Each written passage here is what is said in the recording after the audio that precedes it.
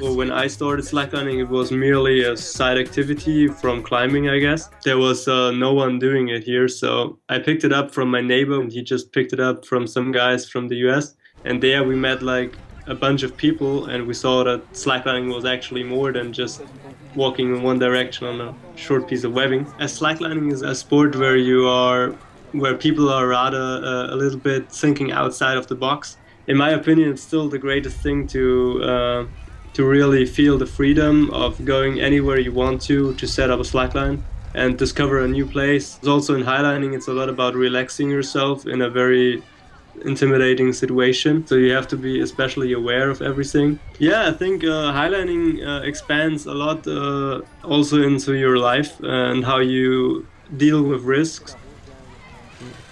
And I guess there's quite a great amount of slackliners who do it fairly for themselves, and they're happy to just go to the park, do their thing.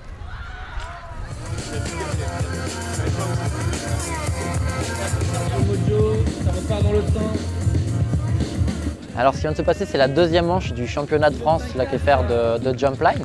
Et donc cette année, il y a 4 étapes, dont la deuxième qui est ici à Lyon. Et là, le but, c'est vraiment de faire des figures un peu comme sur un trampoline. Avant, c'était vraiment à la cool, il n'y avait pas de tente, il n'y avait pas de speaker. Les juges, c'était ceux qui voulaient bien le faire assis dans un fauteuil avec un bout de papier.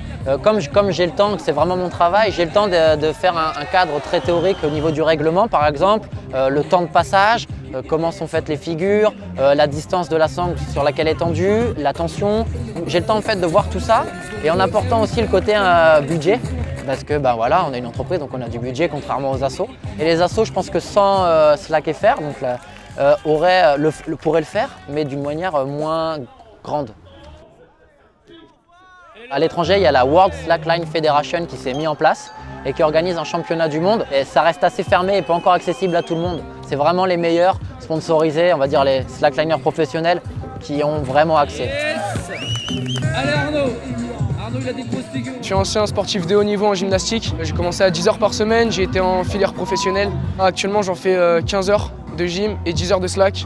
Et ce qui fait qu'à ce jour, j'arrive à gagner quelques contests français et me promouvoir à l'international, histoire de représenter la France. On verra bien.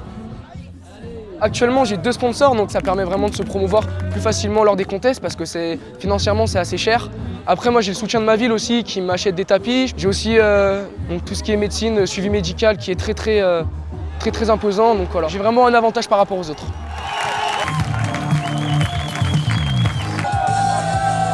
So definitely the sponsorship got me the chance to do a lot of the things I did.